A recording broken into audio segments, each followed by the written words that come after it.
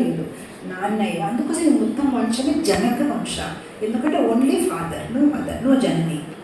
Janaka and Janani, whichever lineage, normally to give birth you should need mother and father, but in this lineage there is no Janani, there is no mother, only the whole dynasty is being prepared by only with Janaka, so that's why it's called Janaka lineage. So అందుకోసం ఆ ప్రదేశంకి కూడా పేరు వచ్చింది మిథిలా. మిథిలా అంటారు, జనక్పూర్ అంటారు. ఎక్కడైతే మనం ఇప్పుడు వెళ్తున్నాం జనక్పూర్, మిథిలా అని పేరు వచ్చింది. That's why the place got a name called Mithila or Janakpur. So ఇప్పుడు ఏం జరిగిందంటే అదే వంశంలోనే ఈ క్షీరధ్వజ Janaka ఆవిర్భవించారు. So what happened now? In that same lineage, this Kshiradhvaja Janaka was appeared. So త్రేతాయుగంలో హోమం చేయాలి, హోమం అంటే కుషాగడ్డి కావాలి. సో కుషాగడ్డి కోసం గడ్డి లేదు అంటే మరి ప్లవింగ్ స్టార్ట్ చేశారు, రైట్? సో స్టార్టర్ ప్లవ్ అంటే కుషాగడ్డి మనకి మంచిగా పెరిగితే దాన్ని యాగంలో వాడుకుంటామని ఆయన మొదలుపెట్టారు. In Treta Yuga, that king wanted to perform on yajna. For that he needs kusa grass. So in order to grow kusa grass, he started plowing the land with others. So what they do usually is that ploughing. Actually, there is a very special temple, I should tell you. We may not be able to go.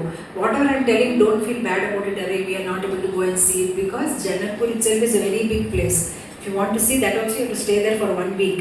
There is one place where before Janak Maharaj started ploughing, he worshipped Shiva. So that Shiva temple is there, which he worshipped and he started ploughing. ఇంకొక ప్రత్యేక ప్రదేశం ఉంది. ఇలా చాలా చాలా ప్రత్యేక ప్రదేశాలు ఉన్నాయి. మరి మీరు నిరుత్సాహపడకూడదు అనమాట, ఎందుకంటే చూడడానికి చాలా చాలా ప్రదేశాలు ఉన్నాయి. అది చూడడానికి కనీసం ఒక 4 రోజులు మీరు ఇక్కడ ఉండాలి.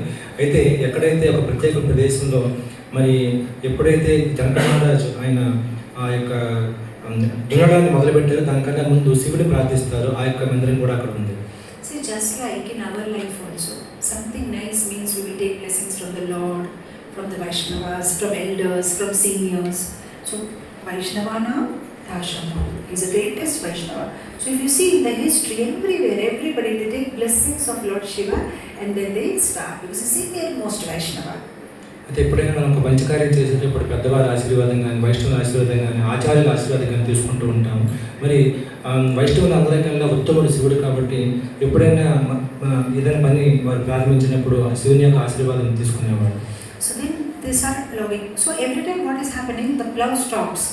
Oh, that means our good karma khatam ho gaya. Why the plough is not moving further? So immediately they'll call brahmanas and they'll give charity. They give cows, they give, as soon as they give cow, the plough will again move, the plough will again move. Because to do such an auspicious yajna, you need to have a lot of piety. So they keep on doing pious activities, give donation, give charity, give donation, and then move the plough. But this time what happened? He called everybody, the plough has stopped, and give donation, still the plough is not moving. అయితే అంత పెద్ద యజ్ఞం చేయాలంటే అంత చాలా చాలా పుణ్యం ఉండాలన్నమాట. సో దానికోసం ఎందుకంటే పుణ్యం ఉండాలి, దానికి కుస గడ్డి కావాలి.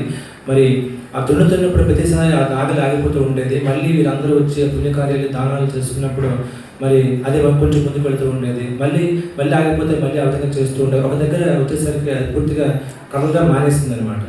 So they don't understanding what's happening, why this plough is not moving. Then they started digging.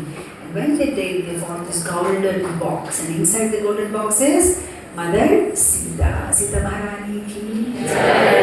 ఇది వారికి అర్థం కాలేదు, ఎందుకు అలా అయిపోయిందని చెప్పి అప్పుడు వారు ఇంకా తవ్వితే లోపల ఒక బంగారు పెట్టెలో మరి చూస్తే అక్కడ సీతామాత ఆవిర్భవించడం జరిగింది. So because Siddhamata was appeared at the tip of that plough, the tip of the plough is called Sita in Sanskrit. So they named her Sita.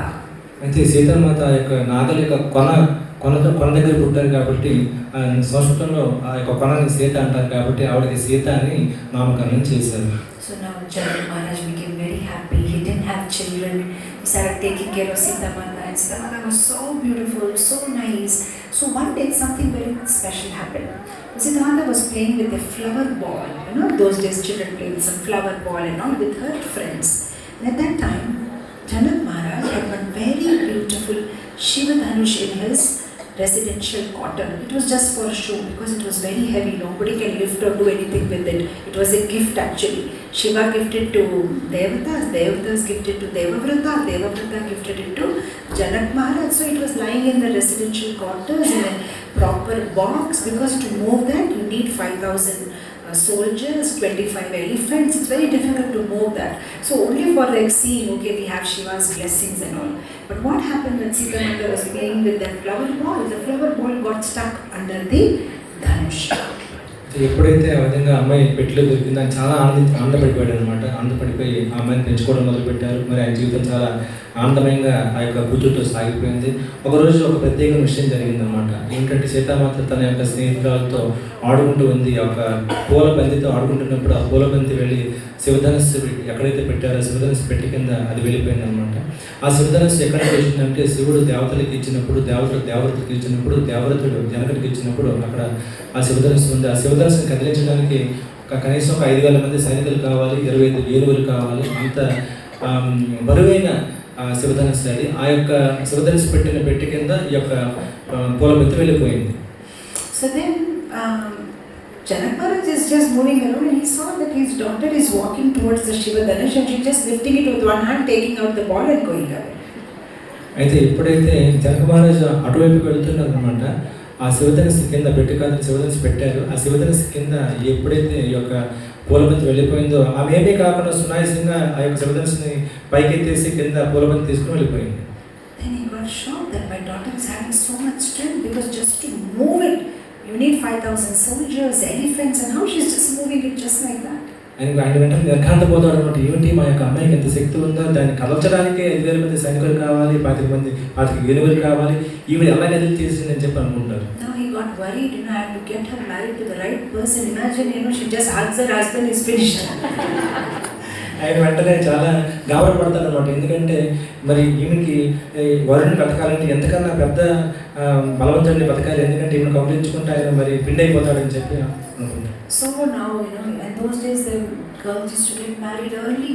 So from there on, every year he started doing Dhanush Yajna. And every year he used to call a lot of people and everybody, he was always looking for the guru, that who has that strength, who can, then I can understand he is the right candidate for my daughter.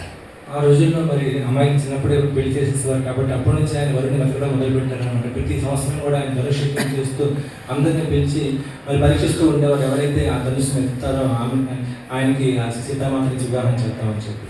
So now what happened? Let's go from Janakpur to Ayodhya.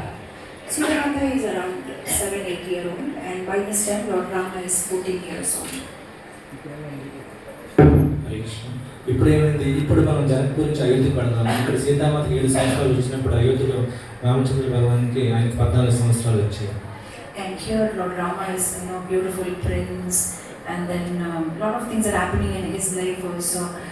He went to Gurukul, came back, Vasishtha Muni's Gurukul. By that time Vishwamitra came and told Dasharatha, why can't you send me your 2 boys, because I'm doing yajna and lots of demons are coming and disturbing me. Your 2 boys can come and help me. అయితే ఇక్కడ రాముడు ఒక అందమైన రాజకుమారుడిగా పెరుగుతూ ఉన్నాడు. ఆయన జీవితం కూడా చాలా అందమైన విషయాలు జరుగుతూ ఉన్నాయి. వశిష్ఠుని దగ్గర ఆయన శిక్ష తీసుకున్నారు, గురుకులంలో చేరారు. ఈలోగా మీ అందరికీ తెలిస్తే విశ్వామిత్రుడు వచ్చి మరి రాక్షసుని చంపడానికి రామలక్ష్మణ్ పంపించని చెప్పి దశరథుని ఆచరిస్తారు. So meanwhile Dasharath says, why my children, I am Dasaratha, so powerful I am. At a time I can fight with so many people. My children are very young, I can come with you. Then Vishwamitra gets very angry. You don't want to send your children with me? Then it's all right, I don't need anybody's help. Then Vasishtha convinces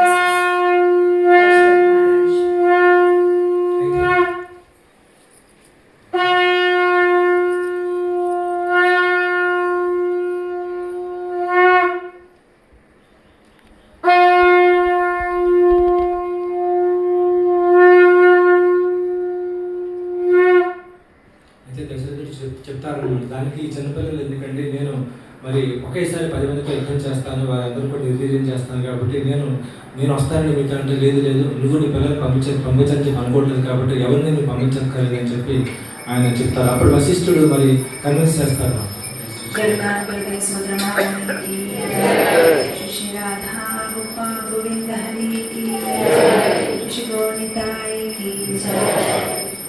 అప్పుడు వశిష్ఠుని అంటాడు, ఇతను చాలా కోపిష్ఠుడు, మొన్ననే ఆ కామధేను వృత్తాంతం ఒకటి అయ్యింది, మా ఆశ్రమకు వచ్చినప్పుడు అనవసరంగా మీ పిల్లల్ని శపిస్తారు, పంపించేది ఏమవ్వదు, మీరెందుకు భయపడుతున్నారంటే ఓకే అని ఇంకా రామ అండ్ లక్ష్మణ్ ఇద్దరు విశ్వామిత్ర మునితోని బయలుదేరతారు.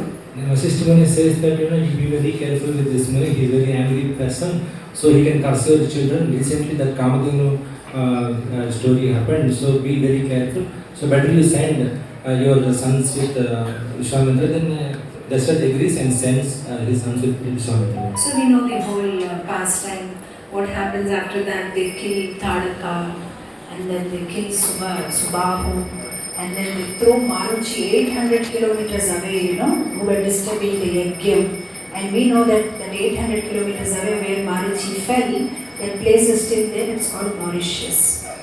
అదే తర్వాత ఏం జరిగింది మీకు తెలిసినప్పుడు తాటక సంహారం జరుగుతుంది, సుబాహు సంహారం జరుగుతుంది. తర్వాత మారీచుని 800 కిలోమీటర్ల దూరాన్ని విసిరేస్తారనమాట. ఆయన ఎక్కడైతే ఆయన పడ్డారో ఆ యొక్క ప్రదేశం మారిషస్గా వెలిసిల్లుతుంది. And then after that, they Yajna is completed successfully, and then they go and then they also deliver Ahalya. They go to Gautam Rishi's ashram, and then Ahalya is also delivered, who was in the form of a stone. అయితే ఎప్పుడైతే యజ్ఞాన్ని వారు మరి విజయవంతంగా చేశారో తర్వాత వారు నడుస్తూ వెళ్తున్నప్పుడు మధ్యలో అహల్య కూడా శాపవిమోచనం చేస్తారు. So now those days wherever these rishis and all go, everybody comes and meets with them, talks to them, gives them some invitation. This program is happening, that program is happening. So somebody came from Janak Maharaj's place, from Janakpur,